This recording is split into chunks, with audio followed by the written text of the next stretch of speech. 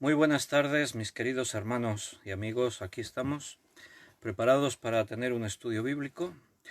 En este jueves, ya perdemos la cuenta de los días, jueves 7 de mayo del 2020. Y hoy vamos a continuar con el tema de la oración. Estamos viendo la oración modelo de Mateo capítulo 6, el Padre Nuestro, donde Jesús estableció cómo debíamos orar. Así que ahí vamos a retomar el hilo de nuestro estudio. Hoy lo hemos titulado el estudio Venga tu reino, porque es la continuación de esa oración que Jesús enseñó, que contiene, digamos, las claves de cómo tenemos que orar. Muy bienvenidos a todos los hermanos que ya estáis conectados, los que se están conectando. Veo el saludo de Cecilia, buenas tardes, y Miriam, buenas tardes. Luis Fernando, bendiciones. Y Juan Bermudo también está escribiendo. Bendiciones también para ti, Juan. Bienvenidos a todos, me alegra mucho veros y que ya estabais preparados para estar participando de este estudio bíblico. Si tienes tu Biblia y pues ya la puedes ir abriendo, por Mateo capítulo 6, ahí vamos a continuar estudiando en esta tarde acerca de la oración. Como dijimos, un tema muy conocido, pero quizás por eso también muy descuidado. Nos confiamos, nos dejamos llevar por algo que pensamos que ya es rutina y perdemos de vista la importancia que tienen las cosas, lo vital, lo grande. Y hablar con Dios no es cualquier cosa, es algo tremendo. Bienvenido Benito, también saludos. Ahí estamos, preparados para tener este estudio bíblico. Vamos a hacer una oración, si os parece, mientras ya otros hermanos están ya en conexión. Pues vamos a ponernos en las manos de Dios y vamos a pedirle a Él que nos dirija. Mientras veo también a María Luisa, que ha escrito también el saludo, buenas tardes, y José María también, buenas tardes. Oramos. Señor, muchas gracias por este momento que ahora podemos compartir. Gracias por la oportunidad que nos das de abrir tu palabra y recibir la enseñanza que viene de ti.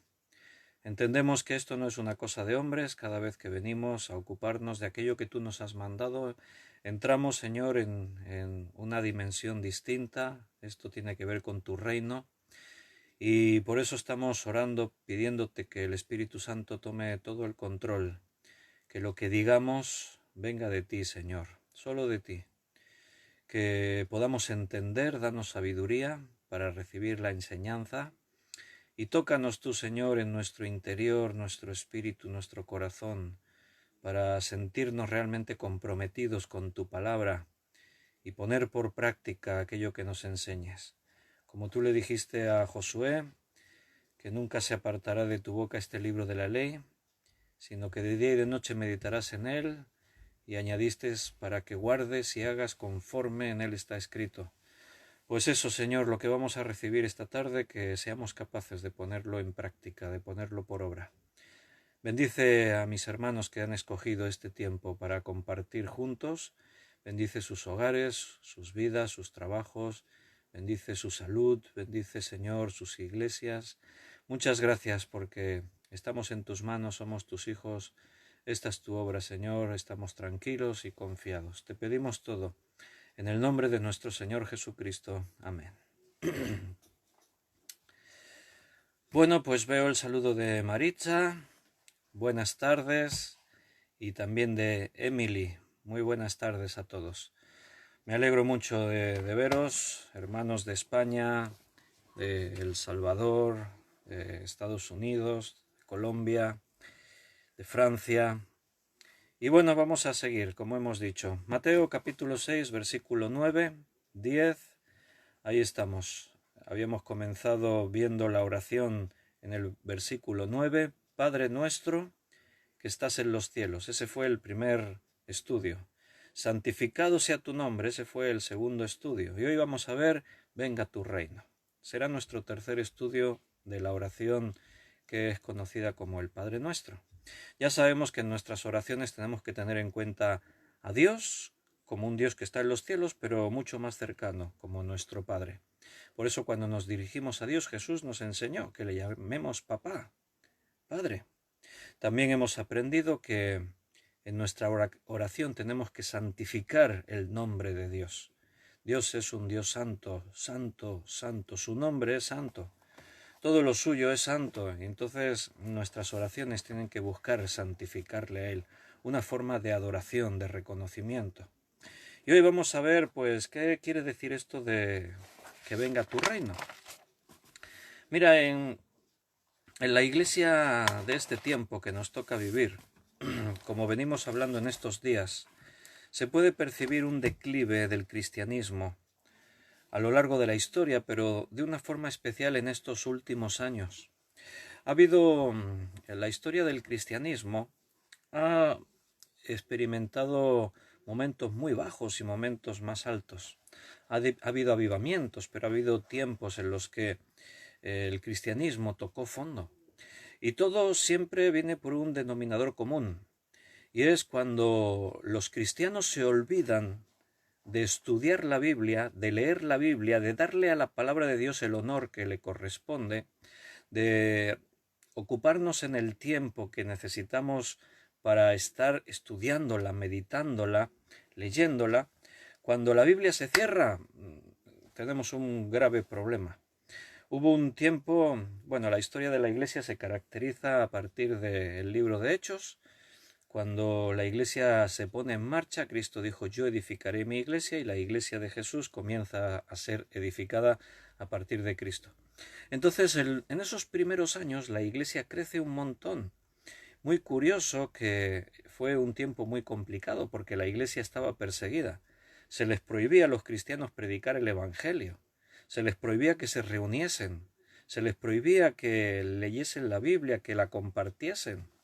Tenemos escenas como cuando cogen ahí a algunos de los primeros cristianos, a Pedro, a Juan, se los llevan delante de los sacerdotes, los azotan, les amenazan, les prohíben que sigan predicando, que sigan anunciando este mensaje, y dice que nada más salir ellos se fueron a verse con los otros hermanos que estaban preocupados, no sabían qué estaba pasando, fueron a verse con los otros hermanos e inmediatamente oraron a Dios y salieron a predicar otra vez. No tenían miedo, les daba igual lo que dijesen las autoridades.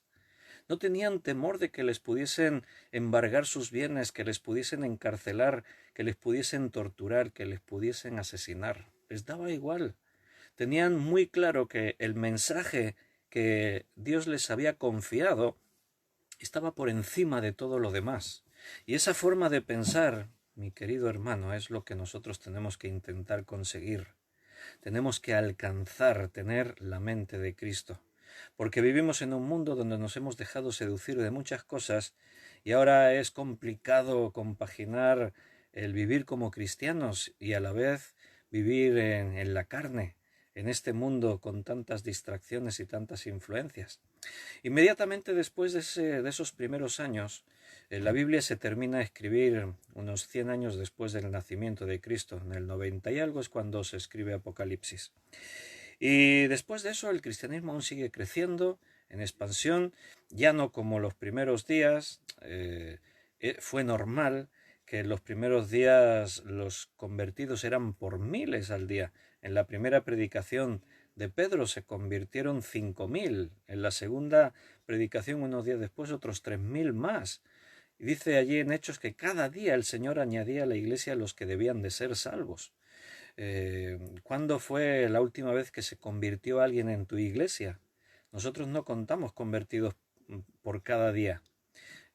Ojalá, pero bueno, nos cuesta muchísimo. Es un trabajo muy arduo para poder rescatar un alma de la muerte, de que un alma pase de muerte a vida. Las cosas han cambiado mucho, pero también tiene que ver en parte cómo la Iglesia está viviendo en su intensidad la vida cristiana, la llenura del Espíritu Santo, la predicación de la palabra, pero también tiene que ver el mundo en el que estamos, que se ha endurecido mucho. El corazón del ser humano está muy endurecido. Pero claro, tenemos los primeros años, todo crece muy rápidamente. la persecución contra los cristianos trata de aplastar y eliminar el cristianismo, pero pasa todo lo contrario. Los cristianos no dejan de crecer, la Iglesia no para de multiplicarse. Hay un efecto que humanamente no sería lógico, porque cuando Roma instaura el cristianismo como religión oficial del Estado, lo que ocurre en la Iglesia es negativo, porque la Iglesia lo que hace es relajarse. Mientras están en tiempos de persecución, los cristianos predicando, viviendo intensamente en las manos del Señor, los milagros ocurrían, las experiencias eran tremendas y muchos cristianos morían como mártires, pero la Iglesia no paraba de crecer. Pero cuando Constantino el emperador dice que oficialmente el cristianismo pasa a ser la religión principal del Estado del Imperio Romano, la Iglesia se relaja y empieza un declive espiritual. Claro, muchos ahora se suman como cristianos, pero no tenemos las cifras reales de cuántos de esos que ahora se suman realmente son nacidos de nuevo. Porque ahí empiezan muchos, ahora todos son cristianos. El emperador ha dicho que todos en Roma, todo ciudadano romano tiene que abrazar el cristianismo como la religión. Me imagino que al principio les costaría mucho a algunos tener que quitar sus dioses paganos de la mitología romana y empezar a creer en el Dios de la Biblia o en las costumbres cristianas. Pero, claro, ahora todos son cristianos, en teoría, pero de corazón, de verdad, no. Pasa lo contrario. El cristianismo se relaja y los verdaderos cristianos son pocos, son menos. Entonces van pasando los años y vemos que el cristianismo va en picado, va hacia abajo, va descendiendo. Se va perdiendo la calidad de ser cristiano. Y van pasando los años, en el año 800, en el año 900, en el año 1000, 1100, 1200. Todos esos siglos son un tiempo de oscuridad tremenda dentro de la Iglesia, pero también en el mundo entero. El mundo vive yo creo que desde Cristo hasta este tiempo que nos toca vivir ahora, esa parte de la Edad Media es un tiempo de oscuridad, pasaron cosas terribles, las guerras que hubo, las epidemias que hubo realmente situaciones dramáticas, se vivía en un mundo de pura oscuridad.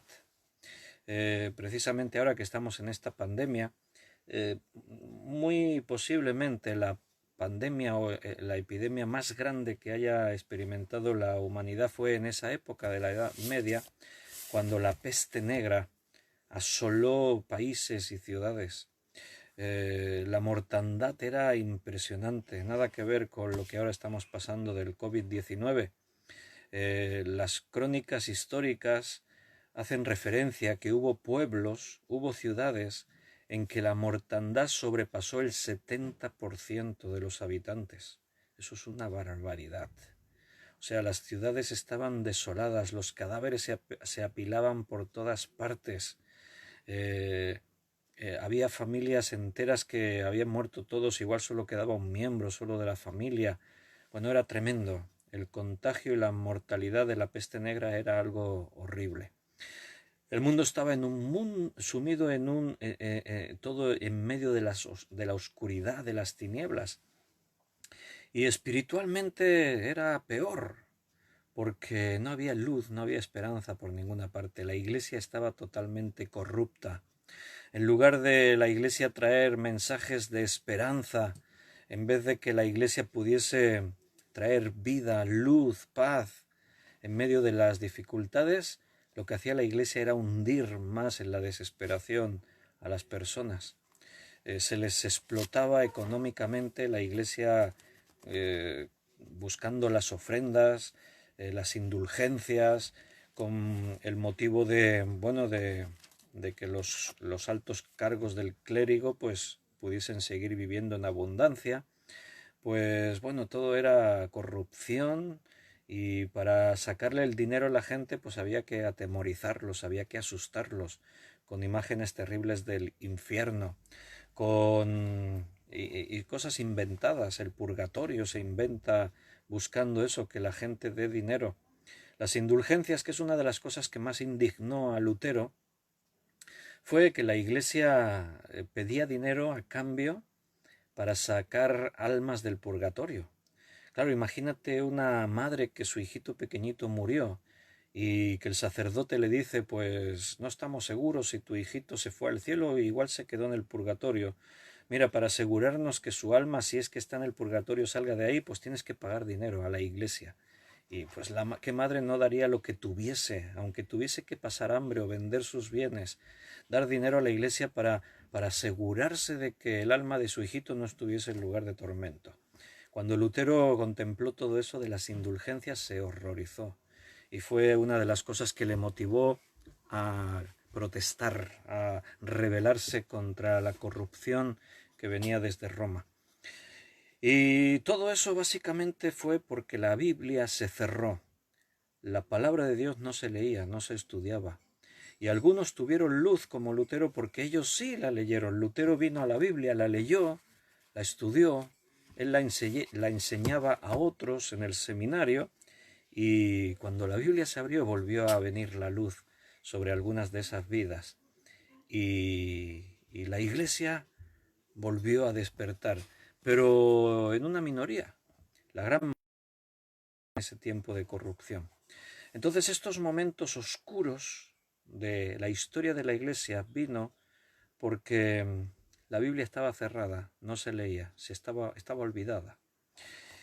Y cuando algunos volvieron a abrir la Biblia, empezaron a ocurrir nuevamente cosas.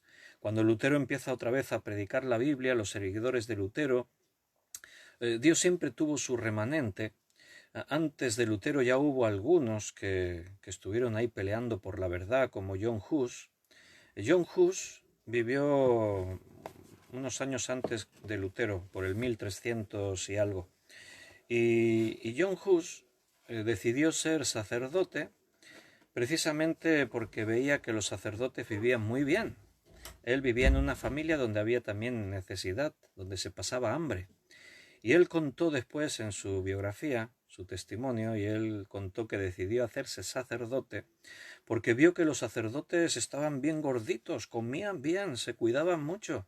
Y él dijo, pues es una buena profesión ser sacerdote, así que yo quiero ser sacerdote. Y estudió y se hizo sacerdote, y siendo sacerdote tuvo acceso a la Biblia, leyó la palabra de Dios y se convirtió en cristiano y en un predicador de la palabra, hasta que murió como mártir, lo quemaron en la hoguera. John Wycliffe también fue otro, el inglés, fue otro de los defensores de la Biblia, la palabra de Dios, y bueno, reformadores como Calvino, y ya hemos mencionado a Lutero.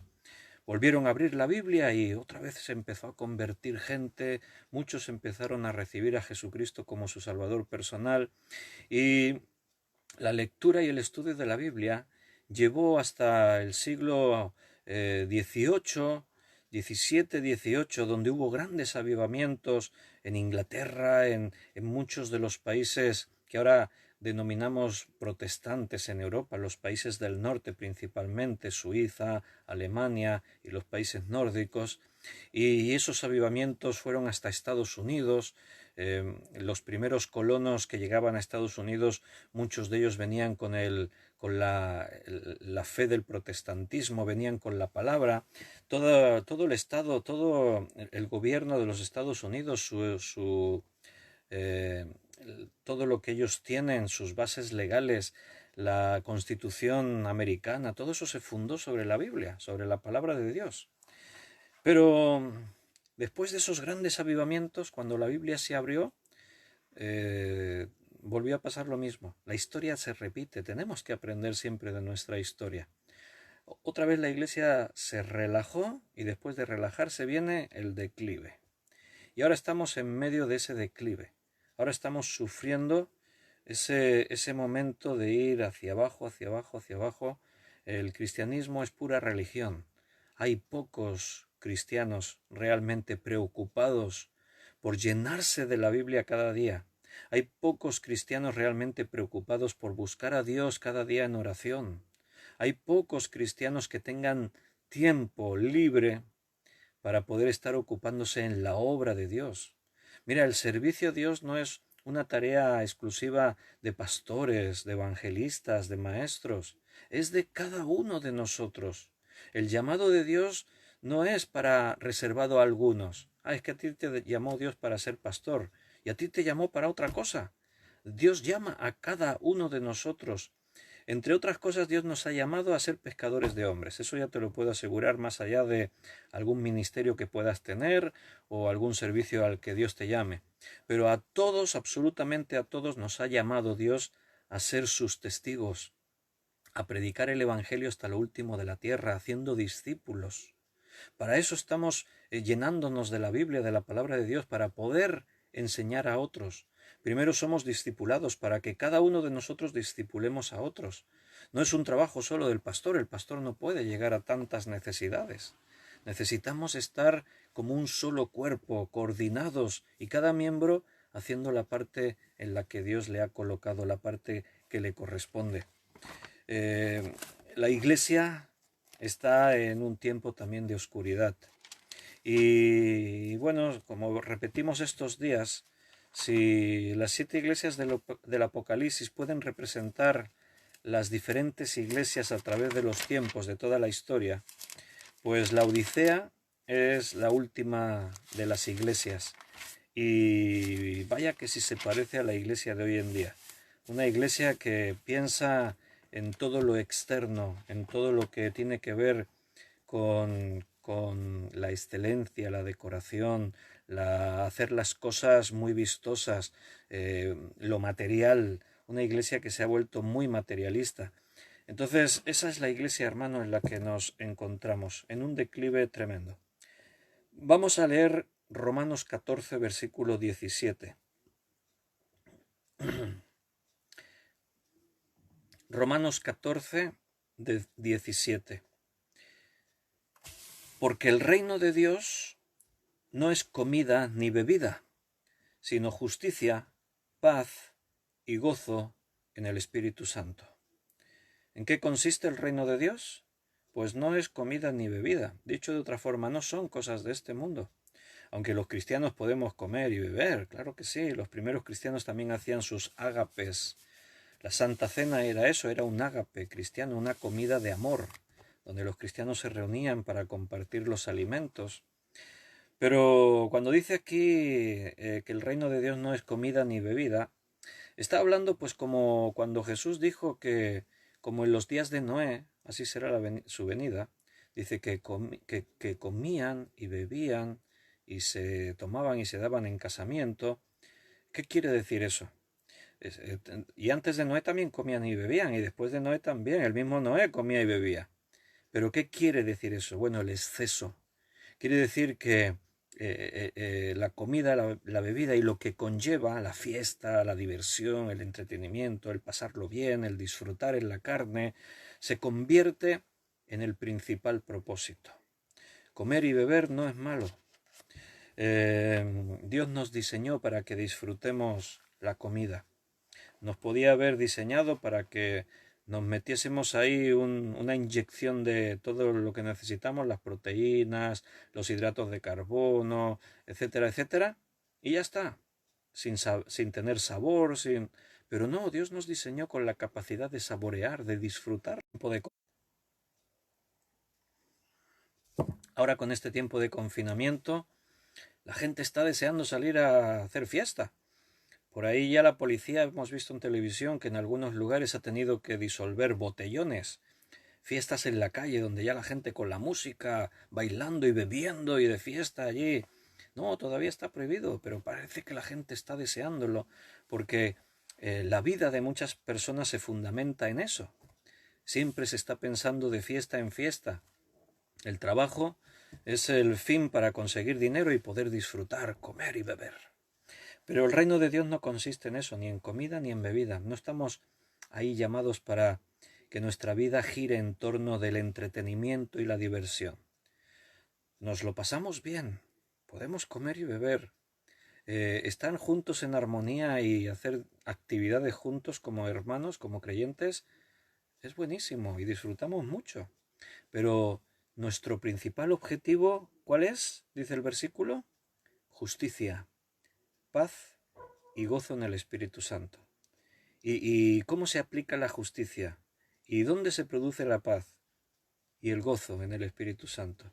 Bueno, cuando hacemos la voluntad de Dios. La justicia es que si hemos recibido de gracia, tenemos que dar de gracia. Que si alguien te predicó el Evangelio y tú pudiste llegar a ser salvo, al escuchar ese mensaje, ahora tú tienes que predicar a otros para que otros también puedan ser salvos. Hemos sido llamados a un objetivo concreto. Dios tiene una meta, tiene un plan para nuestra vida muy concreto. Y te aseguro que nuestros planes no siempre coinciden con los planes de Dios. Por eso tenemos que ser sensibles a lo espiritual, tenemos que ver a través de los ojos de Dios, tener la mente de Cristo, llenándonos de su palabra.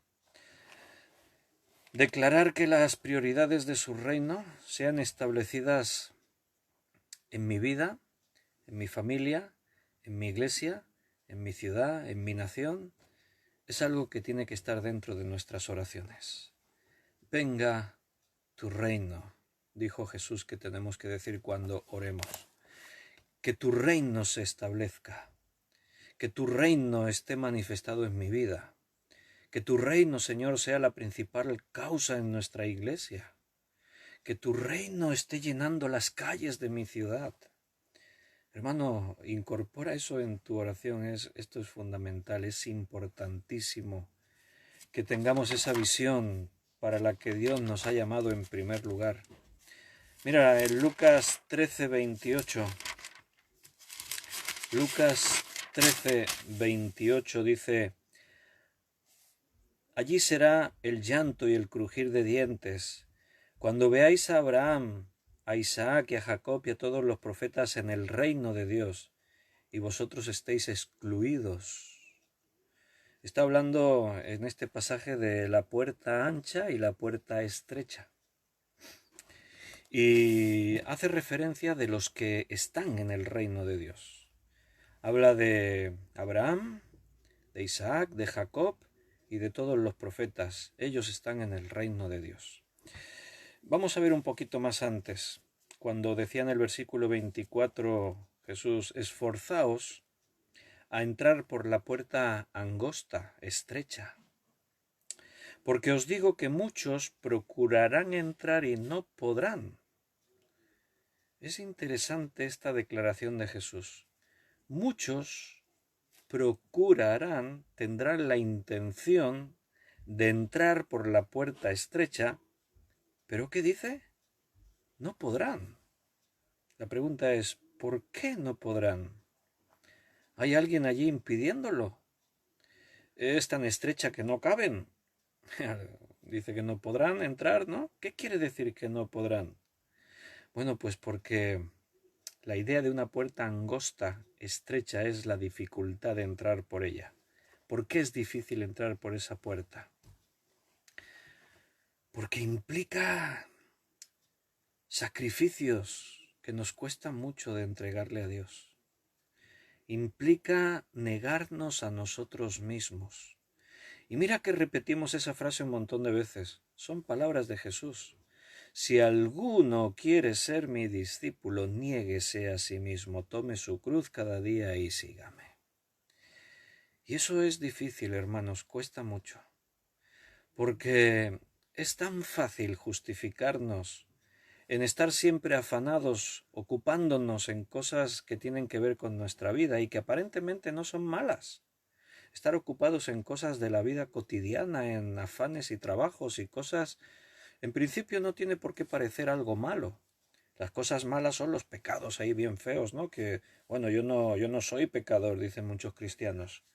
Yo soy un buen cristiano, yo no robo, yo no bebo, yo no me emborracho, yo no voy a hacer vicios por ahí, yo soy un hombre honrado, soy una mujer correcta de mi casa y...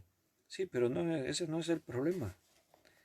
El problema es que hay una puerta estrecha que nos lleva a la vida eterna y pocos entran por ella.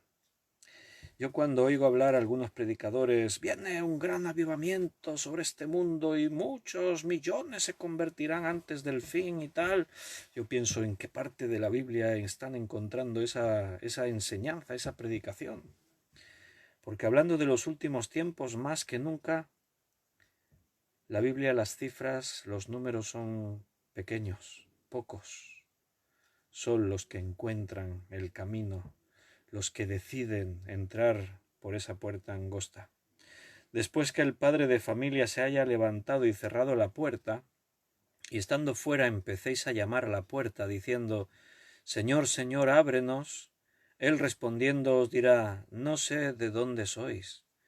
La puerta es estrecha, angosta es entrar por ella, pero está abierta todavía, hermanos. Un día esa puerta se cerrará. Cuando aquí seamos arrebatados, todos estemos ya con el Señor, la puerta estará cerrada. Bueno, en el tiempo de la gran tribulación aún se podrá entrar por la puerta estrecha. Lo que pasa es que se habrá estrechado un poco más. En los años de la gran tribulación, la puerta aún será más estrecha todavía, porque en ese tiempo creer en Cristo, hacerte cristiano, probablemente te lleve a terminar. Un día la puerta definitivamente se cerrará y ya no habrá más salvación. Y algunos pues se acordarán y dirán: Señor, ábrenos, y el Señor dirá: no sé de dónde sois. Como en el otro pasaje que muestra el juicio ante el gran trono blanco, y algunos dirán: pero Señor, si en tu nombre echamos fuera demonios, si en tu nombre hicimos milagros, en tu nombre profetizábamos. Y el Señor dice que les dirá: apartaos de mí, hacedores de maldad, nunca os conocí. No es que fueron cristianos que perdieron la salvación, es que nunca habían llegado a ser conocidos de Dios.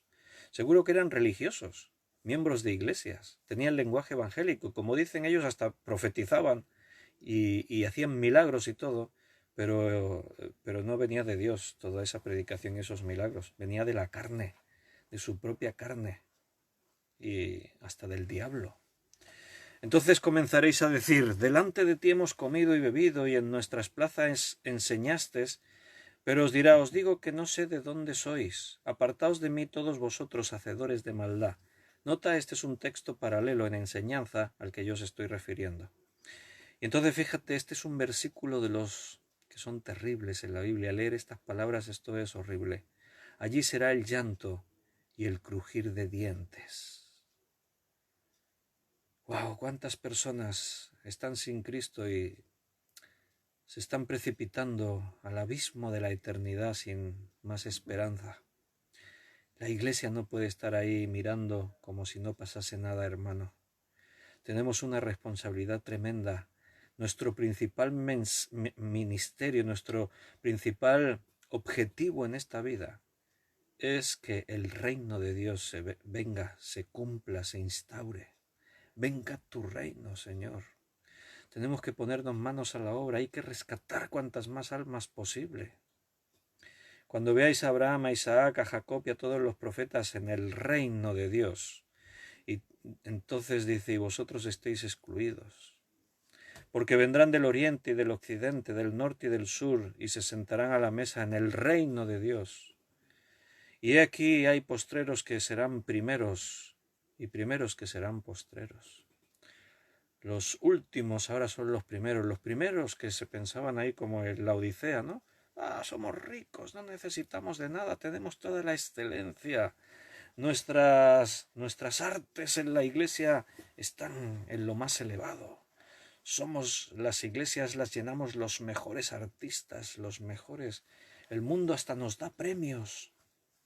Bueno, pues los primeros al final serán los últimos. El reino de Dios, dice eso, se sentarán a la mesa en el reino de Dios. Hermano, esta es la segunda petición del Padre Nuestro. La primera era que el nombre de Dios sea santificado. Santificado sea tu nombre. Esa es la primera petición. La segunda petición es que venga tu reino. Iremos viendo las peticiones, todas las peticiones que aparecen ahí en el Padre Nuestro. A ver en qué punto estará la petición que dice: Señor, danos mucho dinero. No sé si estará por ahí. ¿Tú qué crees? ¿Habrá una petición de esas? Ya veremos a ver en la oración modelo qué es lo que Jesús nos enseñó por lo que tenemos que pedir. Ya iremos viéndolo a ver. Mira, ya que estamos aquí en Lucas, mira en el capítulo 17, versículo 21. Lucas 17, 21. Voy a leer el 20 y el 21. Preguntado por los fariseos cuándo había de venir el reino de Dios, los fariseos le preguntaron a Jesús, ¿cuándo vendrá el reino de Dios? Jesús les respondió, el reino de Dios no vendrá con advertencia, ni dirán, helo aquí o helo allí, porque aquí el reino de Dios está entre vosotros. Y dijo a sus discípulos, tiempo vendrá cuando desearéis ver uno de los días del Hijo del Hombre y no lo veréis. Y os dirán, helo aquí o helo allí, no vayáis ni lo sigáis, porque como el relámpago que al fulgurar resplandece desde un extremo del cielo hasta el otro, así también será el Hijo del Hombre en su día. Pero primero es necesario que padezca mucho y sea desechado por esta generación. Como fue en los días de Noé, así también será en los días del Hijo del Hombre. Comían, bebían, se casaban y se daban en casamiento, hasta el día en que entró Noé en el arca y vino el diluvio y los destruyó a todos. Y continúa explicando Jesús. Fíjate que Jesús habló del reino de los cielos, el reino de Dios, y dijo, bueno, el reino de Dios vendrá, pero no busquéis dónde está, está entre vosotros. El reino de Dios, vamos a decir que se quedará instaurado totalmente cuando Cristo venga a este mundo y ya sean hechos nuevos los cielos y la tierra. En el milenio, Cristo reinará sobre la tierra. La Biblia dice que los que hemos creído en Cristo también juzgaremos a las naciones, reinaremos juntamente con Cristo, el reino de los cielos estableciéndose. Pero también habla de su venida, de cuando ese reino quedará establecido totalmente. Pero ahora ya está el reino aquí porque estás tú, hermano. Tú y yo somos parte de ese reino. Y el reino tiene que hacerse más grande todavía. Tenemos que seguir predicando la palabra de Dios para que el reino de Dios se vaya desarrollando, extendiendo. Entonces decir, venga, que venga tu reino, implica esas dos cosas. Por un lado implica que el reino de Dios se tiene que realizar en nuestra vida, en nuestra familia, en nuestras iglesias, en nuestras ciudades, en nuestras naciones. Pero también decir que venga tu reino es algo así como decir, Señor, ven ya a buscar tu iglesia. Ven ya a destruir todo lo malo y a hacer nuevas todas las cosas. El reino de Dios es un reino espiritual. Los valores espirituales, todo lo que viene de Dios. Y Dios está levantando todos esos valores en este mundo caído a través de la Iglesia, la obra que Él está haciendo con nosotros. Por eso tenemos, hermanos, que invertir y perseverar en que el reino de Dios venga. Siempre ha existido el reino de Dios, siempre. No es una cosa que tiene que venir. Por eso te estoy aclarando, que no caigas en el error de pensar, venga tu reino, es que ya venga el futuro. No, el reino de Dios siempre estuvo. Decir, venga tu reino tiene ese doble cumplimiento. Que se siga extendiendo, que siga viniendo en este tiempo y que venga de una forma total cuando Cristo ya venga a buscar su iglesia y venga a hacer nuevas todas las cosas y a destruir a sus enemigos. Vamos a hacer un repasito así por la Biblia para que veas que el reino de Dios ya ha estado ahí desde siempre. Y para comenzar desde el principio, pues vámonos a Génesis. Génesis significa principio.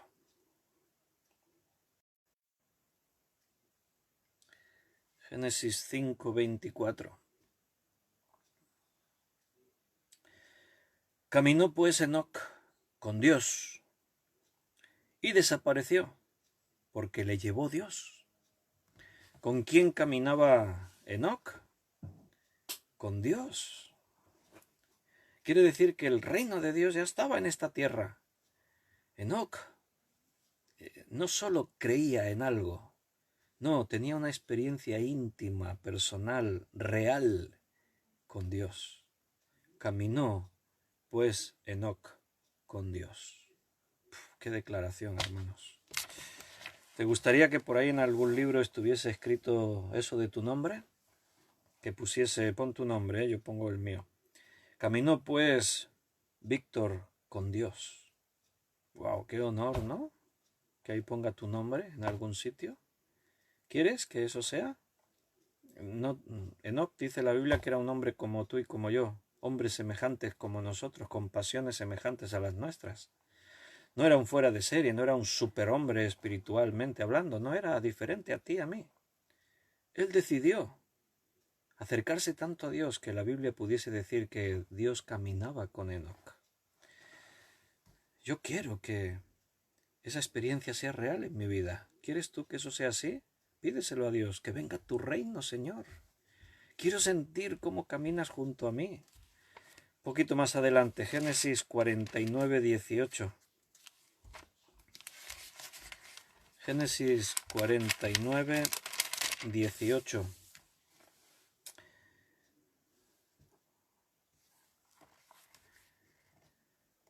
Decía en este canto de Jacob acerca de sus hijos, versículo 18, tu salvación esperé, oh Jehová.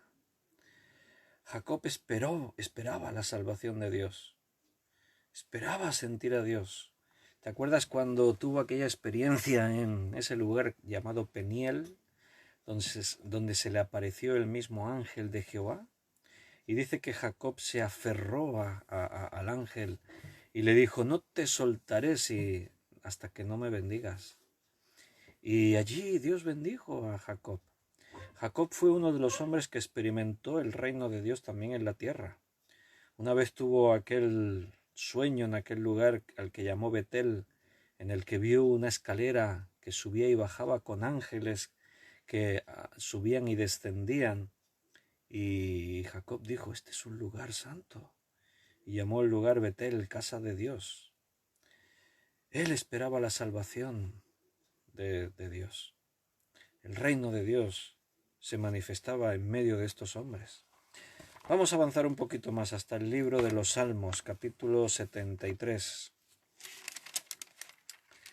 Salmos, capítulo 73, versículo 23. Dice, con todo, yo siempre estuve contigo. Me tomaste de la mano derecha.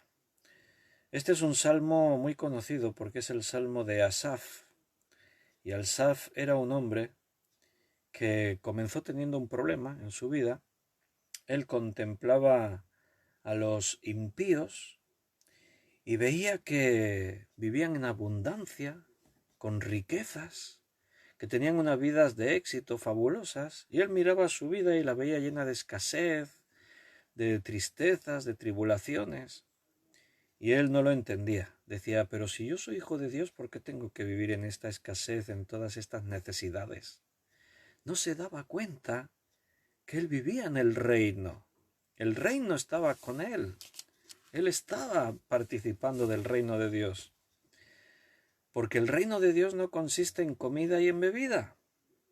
El reino de Dios no es la riqueza que podemos tener en nuestras congregaciones. El reino de Dios no se va a manifestar porque en nuestros locales haya mucho lujo. Hay mega iglesias que, impresionante, las butacas que tienen ahí.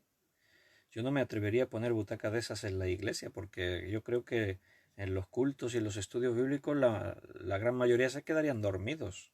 Son unos butacones ahí que tremendos. Me acuerdo allí en Blanes que estuve yendo un trimestre a dar el estudio, el seminario bíblico de fe, y la iglesia Koinonía, allí los queridos hermanos, pusieron los asientos del lugar, compraron unas butacas de un cine de segunda mano, que es un cine que desmantelaron, y las pusieron en la iglesia. Pero es impresionante porque tú te sientas allí y son unas butacas. Yo en los cines no me sentaba en butacas así tan bajas como esas. Te sientas muy bajo y te quedas ahí todo hundido y reclinado para atrás, allí en la iglesia. Yo cuando iba a dar las clases, pues ya les decía a los hermanos, bueno, miraré de dar el estudio flojito, no gritaré mucho para que podáis relajaros y descansar si alguno se quiere dormir y eso, pues no hay problema, ¿no? No, pero allí en Estados Unidos, en algunos de estos países, ahí parecen tronos los asientos, un tremendo todo aquello. Impresionante, ¿no? Pero el reino de Dios no consiste en eso. Hay lujos que yo creo que Dios nos permite, nos los podemos permitir, tener aire acondicionado, tener calefacción, tener mecanismos tecnológicos pues para que la música se oiga mejor, para los instrumentos, los cantos, todo. Pero yo creo que todo eso tiene un límite. No podemos sobrepasar según qué líneas. Está bien una forma de iluminación en la iglesia. Está bien que pueda haber algunos detalles ahí que estén elevando el momento.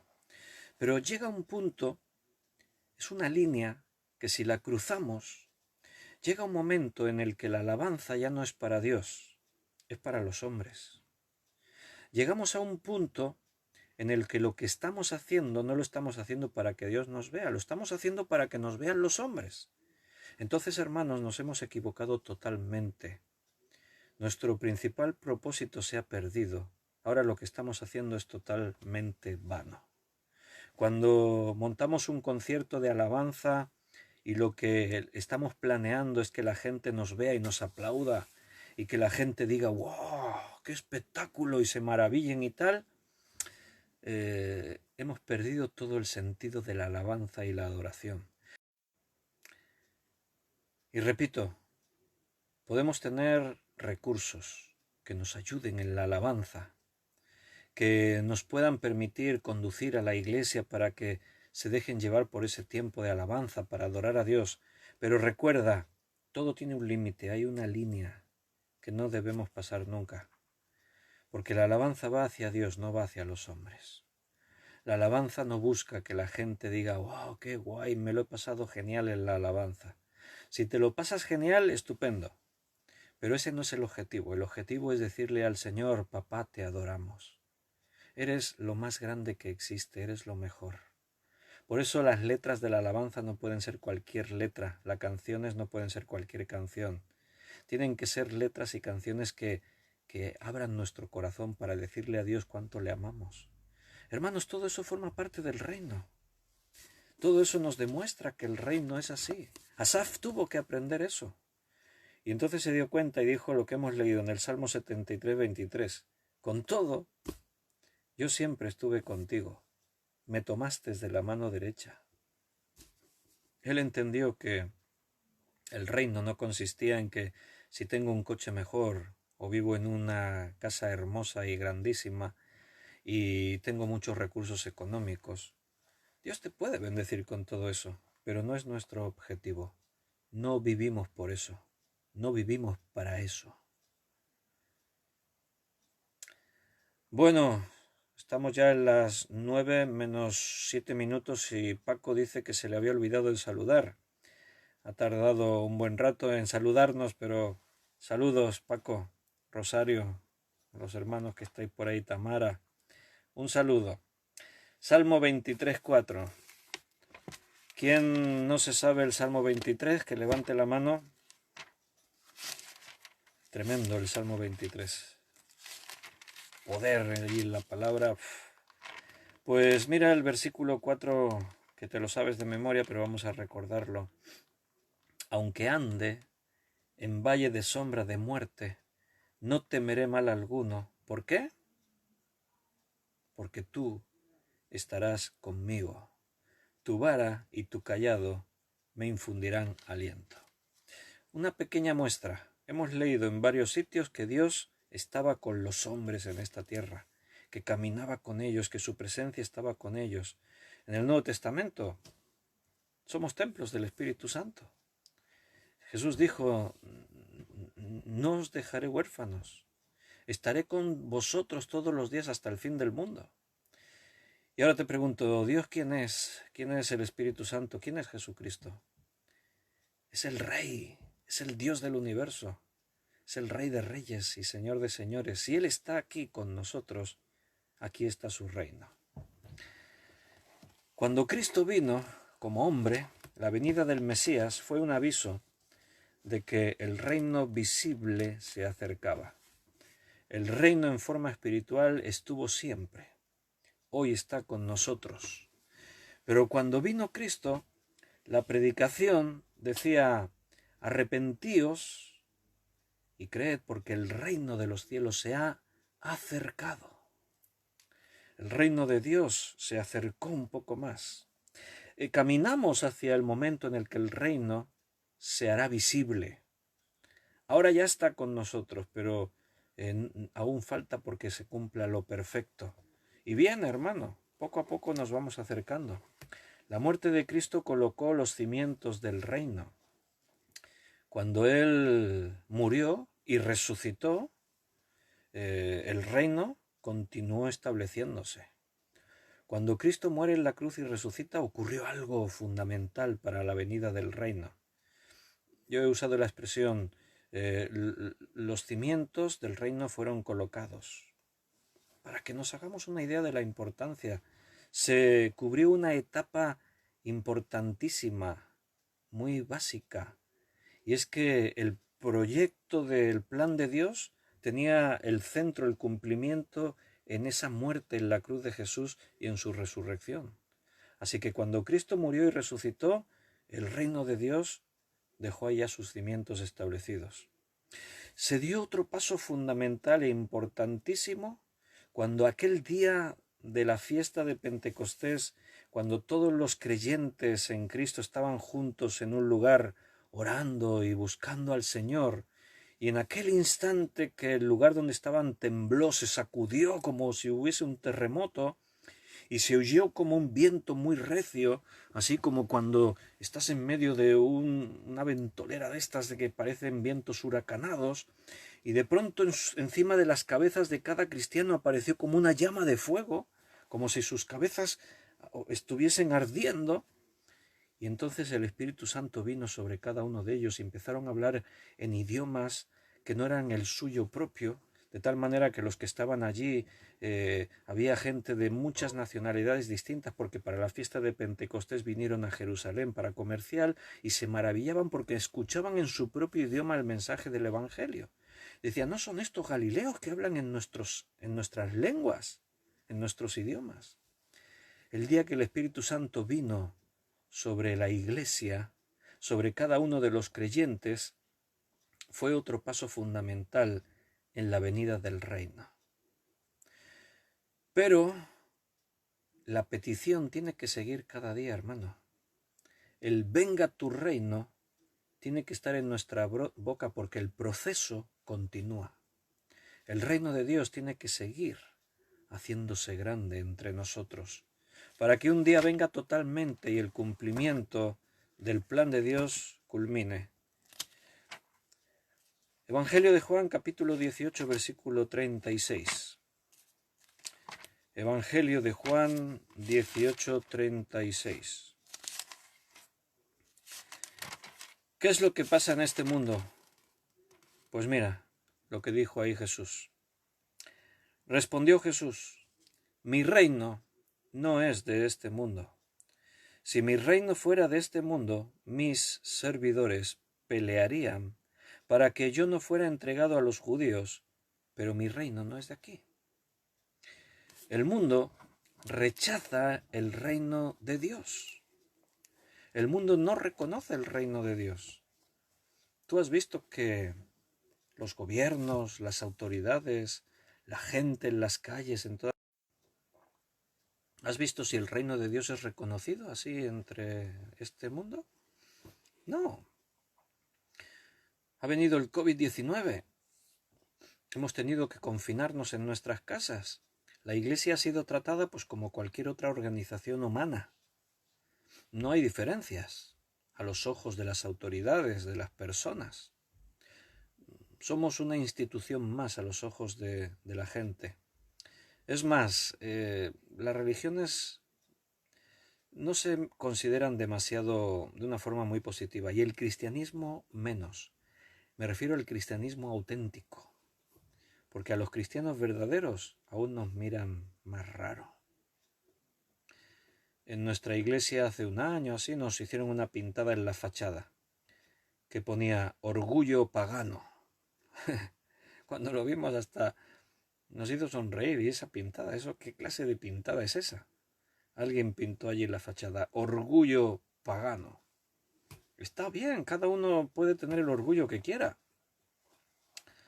Está el día del orgullo gay, tendrán que poner un día del orgullo pagano. No sé si hay más días de orgullos así distintos. Nosotros no tenemos un día del orgullo cristiano, pero podíamos también, ¿no? ¿Estás orgulloso de ser cristiano? Yo sí. Pues también podríamos estar orgullosos de ser cristianos, sí. Pero había alguien ahí que se sentía orgulloso de ser pagano. Está bien, yo lo respeto, pero que no venga a pintarnos la fachada. En todo caso, en su casa, pues que se lo ponga allí bien grande para que todos lo veamos y digamos: mira, este está orgulloso de ser un pagano. Está bien, ningún problema. El mundo no reconoce el reino de Dios. Jesús lo dijo. Estaba hablando con Poncio Pilato, y Pilato le estaba preguntando: ¿eres tú rey de los judíos?, le preguntó. Y Jesús le respondió: ¿dices tú esto por ti mismo o te lo han dicho otros de mí? Y Pilato le dijo: ¿soy yo acaso judío? Tu nación y los principales sacerdotes te han entregado a mí. ¿Qué has hecho? Tu nación, tus sacerdotes. Y es cuando Jesús dice: estos no son de mi reino. Mi reino no es de este mundo.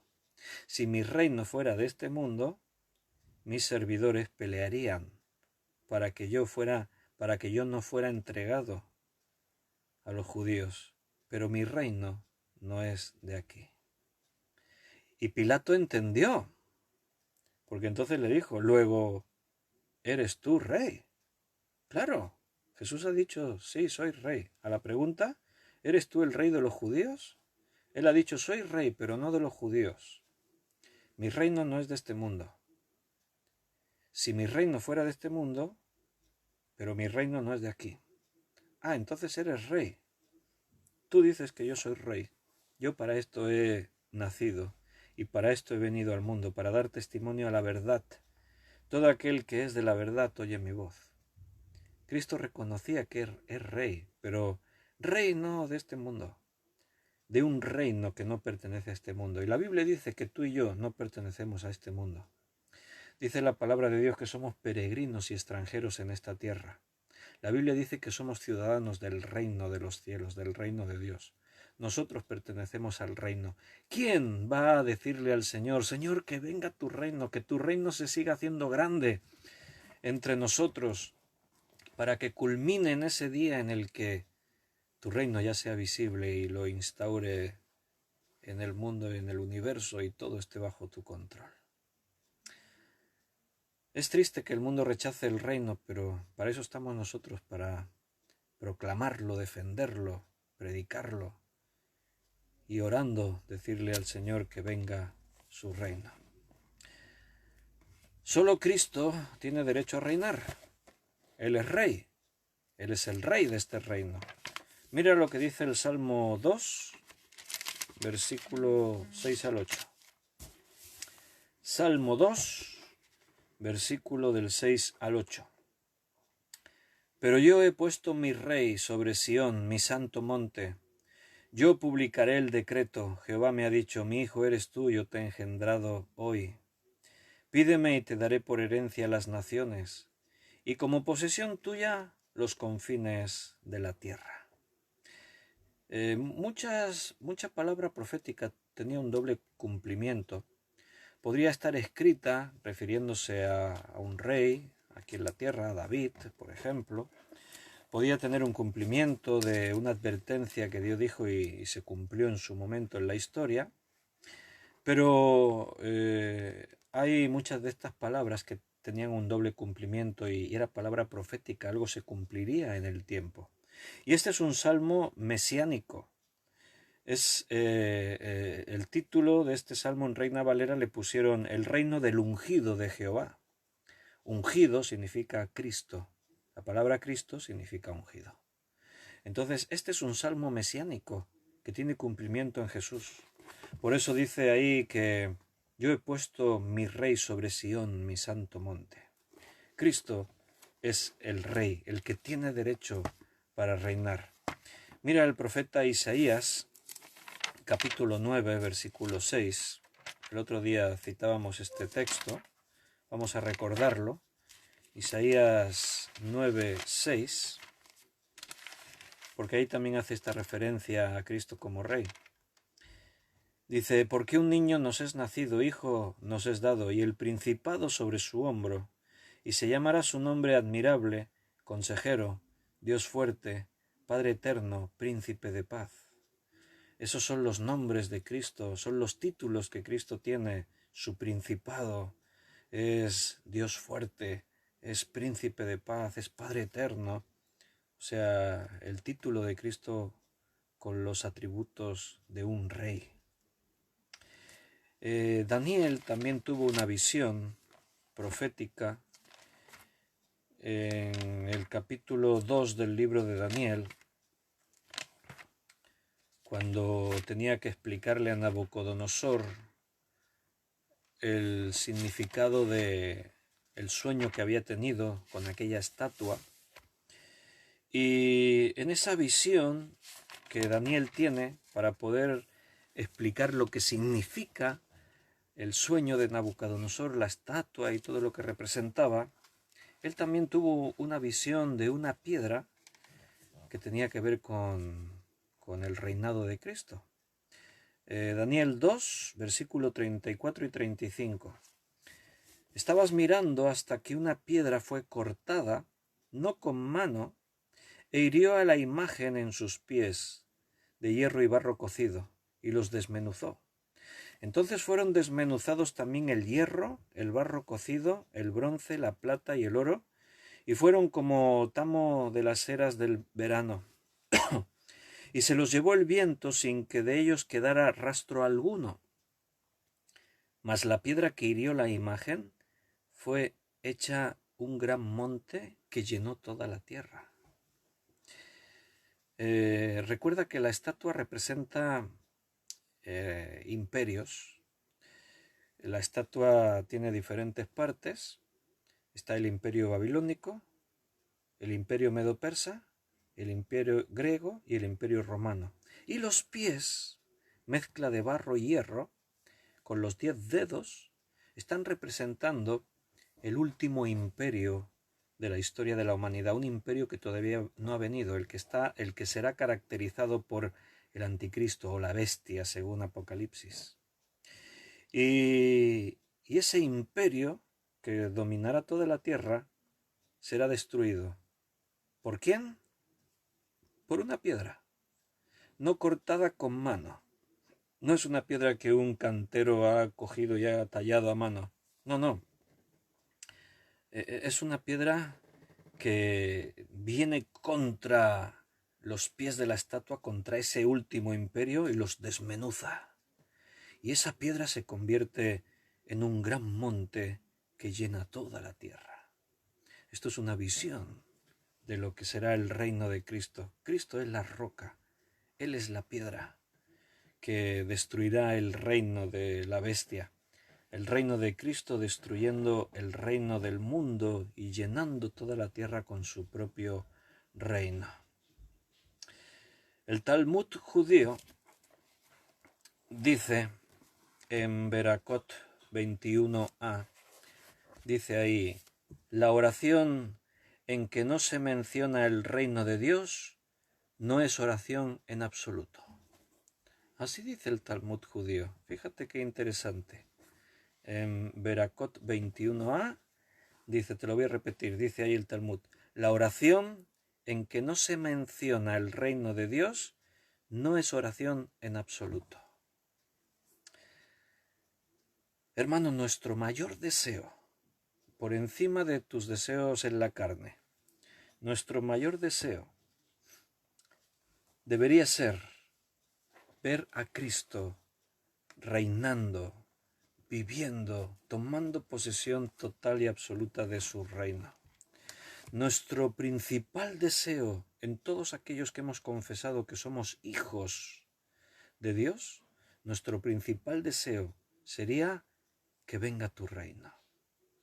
Si no es lo que deseas en primer lugar en tu vida, empieza a proponerte que eso cambie.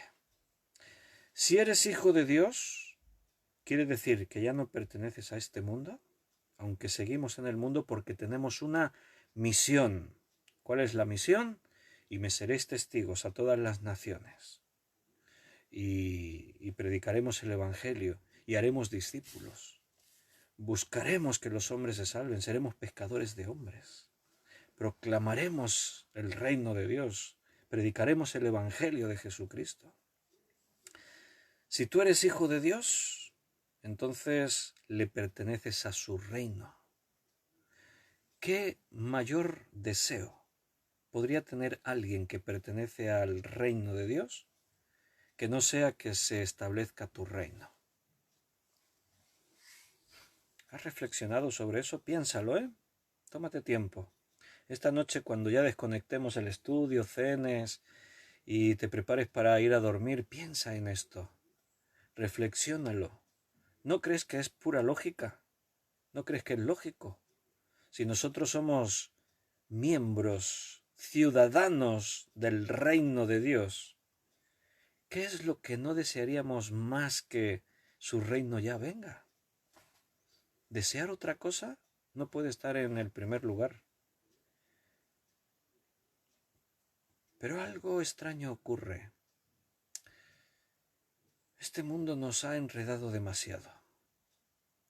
Gracias a Dios que pasan cosas como estas que estamos viviendo en estos 2 meses que llevamos, en los que nuestros cimientos terrenales se han zarandeado. Nos hemos dado cuenta de que perdíamos el tiempo en muchas cosas. Nos estamos dando cuenta que no era tan importante estar tan afanados y ocupándonos en muchas cosas materiales que tenían que ver con diversión y entretenimiento. Ha sido como que Dios ha permitido algo para que se abran nuestros ojos un poco y nos demos cuenta de cosas. Y una de las cosas que tenemos que darnos cuenta y entender es que somos ciudadanos del reino de los cielos. Y si somos ciudadanos del reino de los cielos, nuestro mayor deseo tiene que ser que el reino de los cielos venga, se establezca ya de una vez por todas, hermanos. Venga tu reino tiene que formar parte de nuestra oración. Decir, Señor, que venga tu reino es orar para que el programa de Dios se cumpla, para que el día y la hora llegue y Cristo venga y reine. Recuerda que estamos entre un problema de reinos. Satanás también tiene un reino y se opone al reino de Dios. Cuando tú oras, venga tu reino, eso también forma parte de la guerra, de la batalla espiritual en la que nos encontramos. 2 reinos enfrentados, confrontados, y nosotros pertenecemos a uno de esos reinos. Hemos dicho que estamos en una batalla espiritual. Dios nos ha dado armas poderosas para luchar. No es una lucha contra carne y sangre, es una lucha contra principados, contra potestades, contra gobernadores de las tinieblas, contra huestes espirituales de maldad en las regiones celestes. Es una guerra, cósmica impresionante. La oración es fundamental en esa guerra. Y cuando oras según de qué forma, estás metiéndote de lleno en la guerra. Cuando tú dices, que venga tu reino, Señor, estás luchando a favor del reino de Dios. La palabra reino en el griego, aquí en el Nuevo Testamento, es basileia. Basileia se tradujo reino al castellano. Te lo deletreo para los que estáis tomando notas. B de Barcelona, B-A-S-I-L-E-I-A.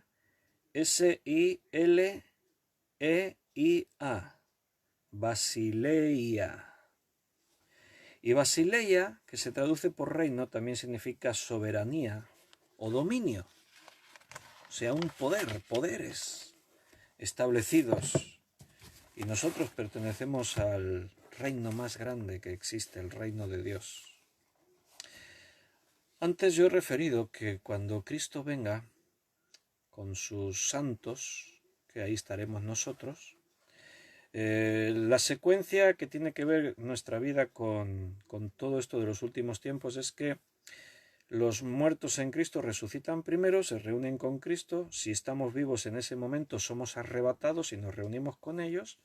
Estamos viviendo 7 años de la gran tribulación sobre la tierra.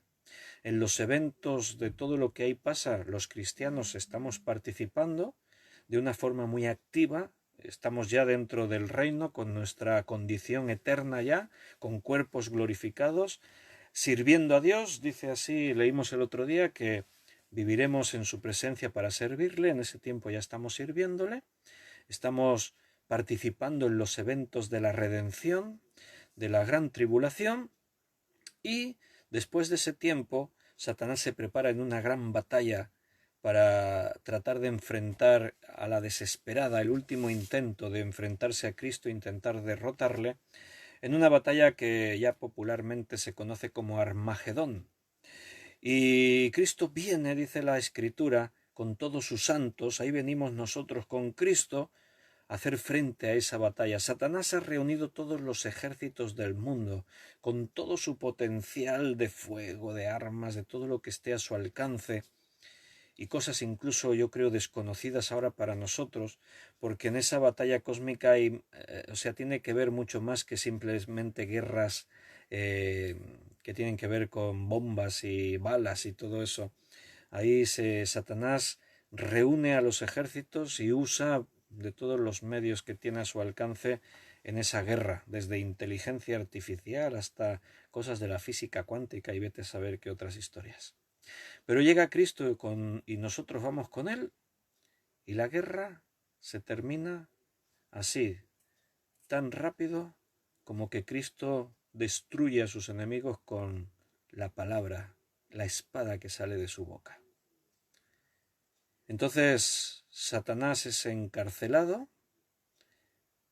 va a estar encarcelado 1000 años y en esos 1000 años Cristo reina en la tierra, lo que se conoce como el milenio. Tengo que decir que hay diferentes teorías al milenio. Está la posición que yo os acabo de decir, pero después hay otras dos posiciones. Una que dice que el milenio no existe, simplemente no ocurrirá. Y hay otra posición que decía, que es la que menos se considera porque fue perdiendo fuerza con el tiempo, que dijo que el reino ya se estaba estableciendo y que se iba perfeccionando a través del tiempo y que la fase final serían esos 1000 años en los que el reino se terminaría instaurando. Pero esa teoría fue perdiendo peso porque pasa lo contrario. O sea, conforme avanza el tiempo, el reino está más difuminado en el mundo, porque el mundo ama más las tinieblas que a la luz. El reino no se está haciendo grande en el mundo. El reino cuenta con unos pocos, así como tú y como yo, que tratamos de vivir en la voluntad de Dios. Entonces, bueno, esas son las tres posturas. Yo personalmente leo en Apocalipsis que habla del milenio, del reinado de Cristo en la tierra, de las naciones en ese tiempo y tal, y entonces pues yo no puedo ignorar ese texto, ese pasaje.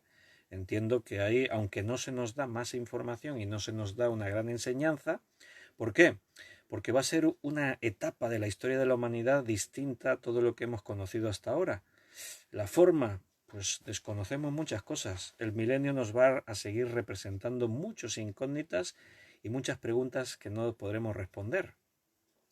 Hubiese algo así como a Noé cuando Dios le anuncia y le dice que el mundo será destruido y que él y su familia empezarán de nuevo, pues que Noé hubiese preguntado ¿y cómo será esa nueva etapa de la humanidad? Pues Dios no le dio pistas, no le dio datos. No le dijo, mira, por muchos años, por milenios vivirá la humanidad de esta forma y de pronto un día habrá una revolución industrial, aparecerá la informática, un poquito más adelante ya surgirá la inteligencia artificial y la física cuántica y Dios no le dijo eso a Noé, simplemente la humanidad lo iba a descubrir en su momento. El milenio tenemos algunos pequeños detalles, pero será un tiempo nuevo, desconocido para todo lo que hemos vivido hasta ahora, porque la característica que sí dice la Biblia que es relevante es que Cristo reinará en esos 1000 años en la tierra y nosotros reinaremos con él. Entonces, digamos que eso sería la fase final de la venida del reino, porque al final del milenio, Satanás dice la Biblia que será desatado por un breve espacio de tiempo y al final de ese breve espacio de tiempo, Satanás, el Hades, la muerte, todo lo malo será destruido, será arrojado al lago de fuego. Todo lo malo no existirá más y Dios hará cielos nuevos y tierra nueva, Apocalipsis 21 y 22, y ahí, por fin y definitivamente, el reino de Dios queda establecido para la eternidad.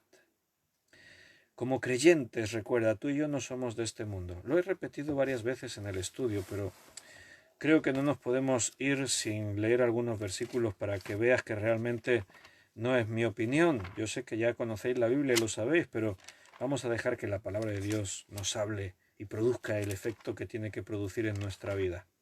Evangelio de Juan, capítulo 17, versículo 14. Evangelio de Juan 17, 14. Yo les he dado tu palabra y el mundo los aborreció, porque no son del mundo, como tampoco yo soy del mundo, dijo Cristo. ¿Te das cuenta? ¿Ves lo que ocurre? El mundo no te va a felicitar. El mundo no te va a dar una palmadita en la espalda. El mundo siempre nos observa a ver si nos pueden acusar de algo, a ver si nos pueden prohibir algo, a ver si nos pueden dañar, a ver si se pueden burlar de nosotros. Yo les he dado tu palabra y el mundo los aborreció, porque no del mundo, como tampoco yo soy del mundo. Es normal. Cristo dijo, os aborrecerán, a mí me aborrecieron primero. En este tiempo de confinamiento, al principio, sabéis que todo comenzó allí aquel 14 de marzo, se anunció el confinamiento, y en esas primeras semanas estábamos en una fase, después endureció el confinamiento, pero en esas primeras semanas se permitía, según el artículo 12 del Real Decreto del 14 de marzo, se permitía que en los lugares de culto se utilizase el espacio en 1/3 de la capacidad total. O sea, podíamos hacer actividades, hacer cultos, actividades utilizando 1/3 de la capacidad total. A lo que volveremos a partir del día 11. A partir del día 11 podremos volver a ese punto. Entonces, nosotros, como la mayoría de las iglesias que conocemos, estuvimos haciendo cultos en directo desde nuestros locales.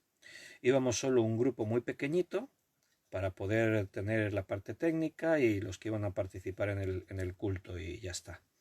Entonces, así estuvimos. Cuando se endureció el confinamiento, pues ya no pudimos ir, hicimos los cultos desde nuestras casas.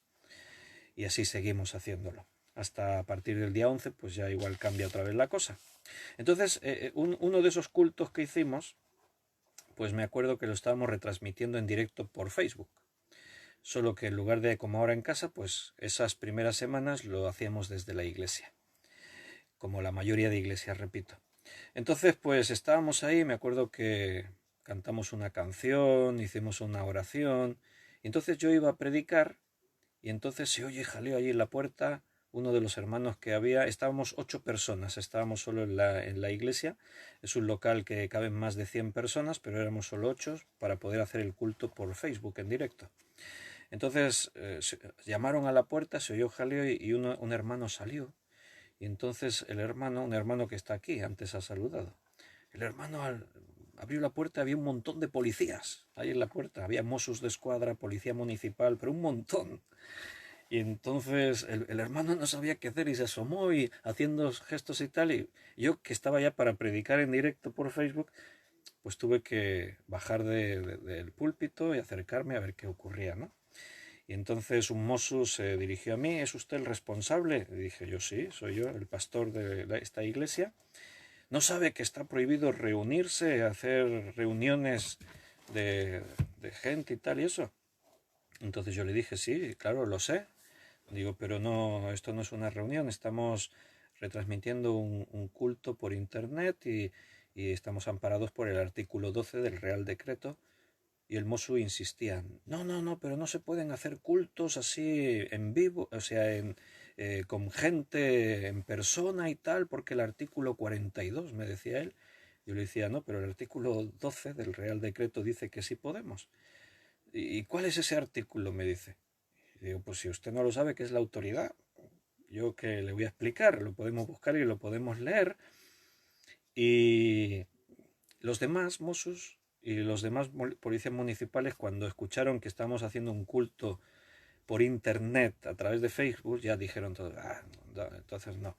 Es que nos llamó algún vecino diciendo que habían visto mucha gente entrando aquí a la reunión. ¿Cuántas personas sois? 8 personas.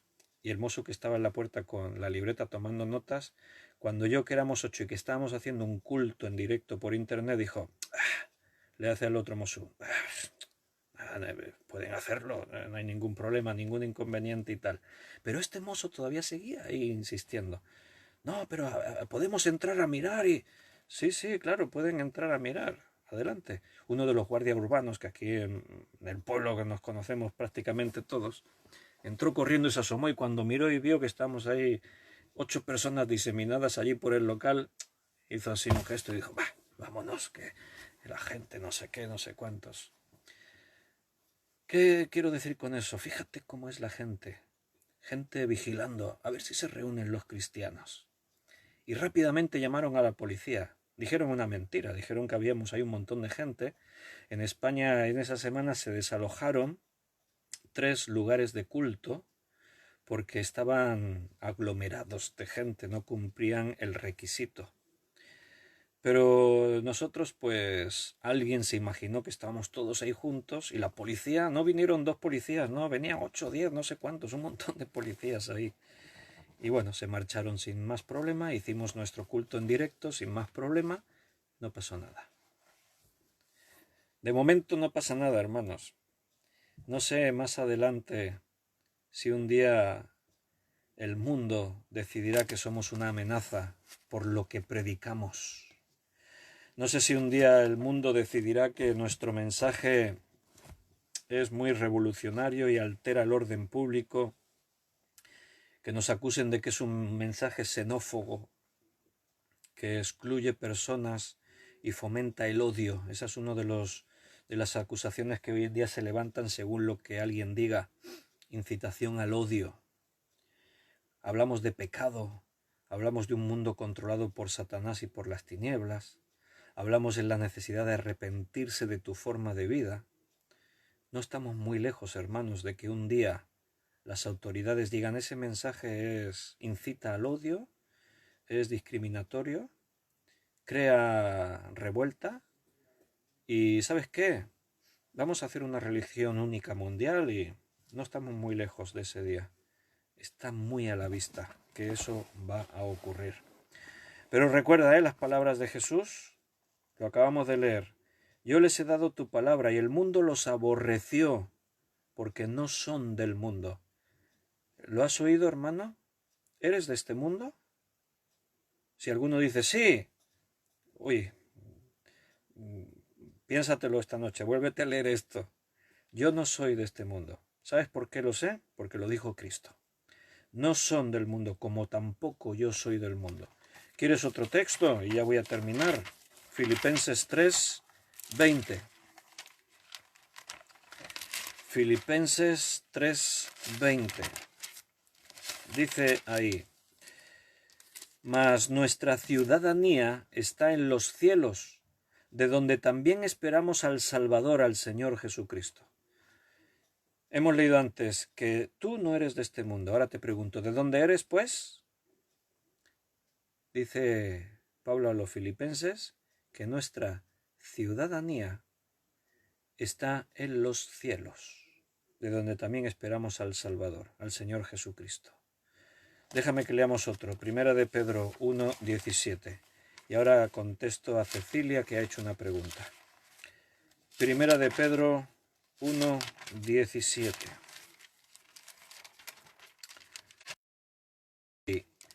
Y si invocáis por Padre aquel que sin acepción de personas juzga según la obra de cada uno conforme a cada uno, conducíos en temor todo el tiempo de vuestra peregrinación. ¿Qué estamos haciendo en esta vida? Peregrinando. Un peregrino es aquel que está de paso.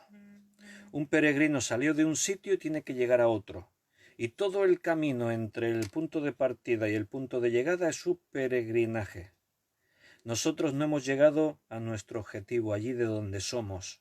Por eso la Biblia dice que estamos peregrinando. Estamos en medio de nuestro peregrinaje. Y Hebreos 11:10 dice: porque esperaba la ciudad que tiene fundamentos, cuyo arquitecto y constructor es Dios. Abraham tenía los ojos puestos en una edificación no de esta tierra, sino de más arriba, de los cielos. Cecilia preguntaba: ¿pero Cristo reinará con nosotros en esta tierra? Bueno, sí, es lo que yo antes os refería en la enseñanza del milenio. Allí cuando estudiamos Apocalipsis, en esta fase final, estuvimos estudiando eso. Vimos que lo poco que se dice del milenio es que Cristo desciende a la tierra. Esa es la segunda venida de Cristo. Cristo viene y pone su pie en esta tierra, y con él dice la Biblia que vienen todos los santos de todos los tiempos, los creyentes en Dios. Apocalipsis lo describe diciendo que Cristo venía montando un caballo blanco, lo describe con toda su gloria tremenda, una visión de gloria de Cristo montando un caballo blanco, y dice que todos los santos venimos con él también montando caballos blancos. Entonces Cristo viene y allí dice que instaura un reino que durará 1000 años. Y Cristo reina en persona esos 1000 años en la tierra. Y la Biblia dice que nosotros los creyentes reinamos con él. Dice en muchos lugares, vimos un montón de textos. Cristo dijo que nos dijo que nos sentemos con él en su trono. La Biblia dice que juzgaremos a las naciones. La Biblia dice que reinaremos en el mundo. Él dice que nos ha hecho reyes y sacerdotes para siempre, etcétera, etcétera. Entonces sí, la respuesta a la pregunta de Cecilia es que sí. Cristo reina en la tierra y nosotros reinamos con él.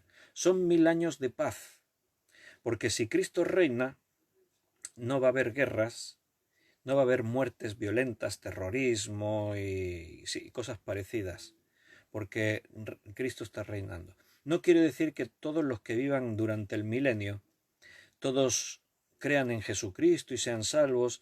Toda esa parte la desconocemos. La Biblia no nos da datos, no nos podemos inventar lo que la Biblia no dice. Podemos imaginar, pero solo será nuestra imaginación porque no hay más detalles. Hay unas leves pinceladas por ahí para hacernos una ligera idea, pero no sabemos mucho más. Lo que sí sabemos es que Cristo reina y nosotros reinaremos con él. Amén. Bueno, después dice ahí Jesucristo, para terminar, en Mateo 6, hemos empezado ahí, terminamos ahí.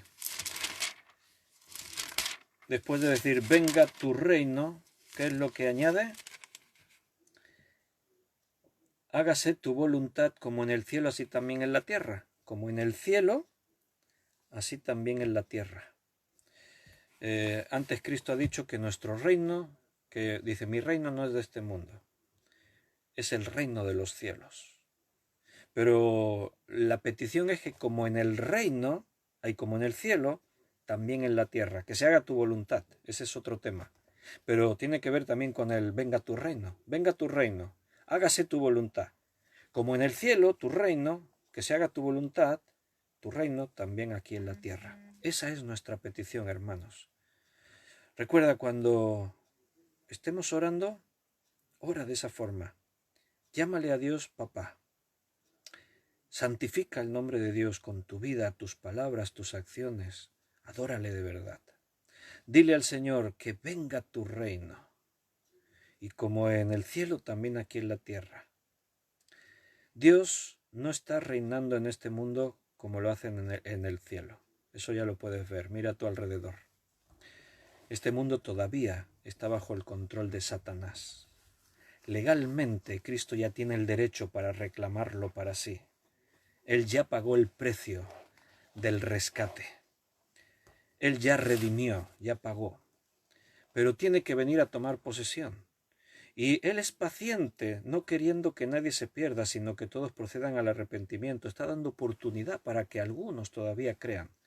Si tú que estás escuchando este estudio, igual por casualidad alguien de pronto lo encontró y lo escuchó, si todavía no has creído en Jesucristo como tu Salvador, pues que sepas que el motivo por el cual el reino todavía no vino a instaurarse por completo, tú eres parte del motivo. Todavía el Señor está esperando que creas y te arrepientas para ser salvo.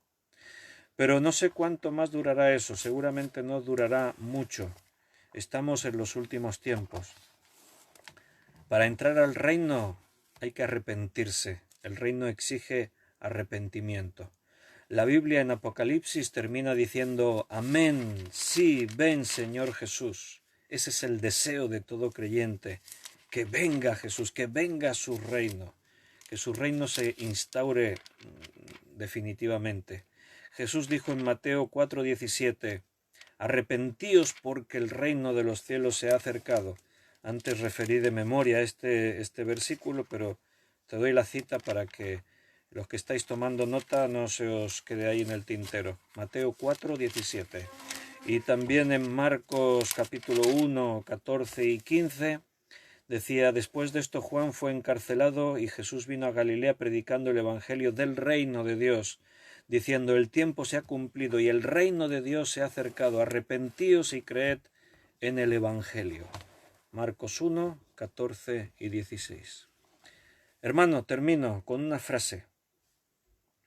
Si eres ciudadano del reino, vive como ciudadano del reino. ¿Lo has entendido bien? Es fundamental esto, es absoluto. Si eres ciudadano del reino de Dios, vive como ciudadano del reino. Que Dios te bendiga. Me alegro mucho de que hayáis estado hasta este momento, hasta el final del estudio, que podáis ver estos vídeos y estudiar así juntos la palabra. Seguro que vas a ser bendecido porque la palabra siempre provoca bendición en nuestra vida. Que descanséis, que Dios os cuide, os esté llenando, que esta palabra que hemos visto hoy abunde en tu vida más y más, que crezca dentro de ti, se haga grande y comencemos realmente a vivir como ciudadanos del reino, que es lo que somos. No será fácil, hermano, pero tienes a Dios de tu parte. Donde te falte la fuerza, Dios te dará su fuerza, que es sin límite. Donde tengas temor, Él te fortalecerá y te dará valentía.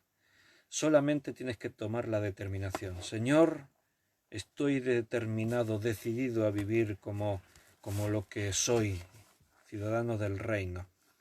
Y no te olvides de orar por ello. Señor, que venga tu reino. Os quiero un montón, de verdad, lo digo con sinceridad, y por eso os doy así virtualmente un abrazo fortísimo a cada uno.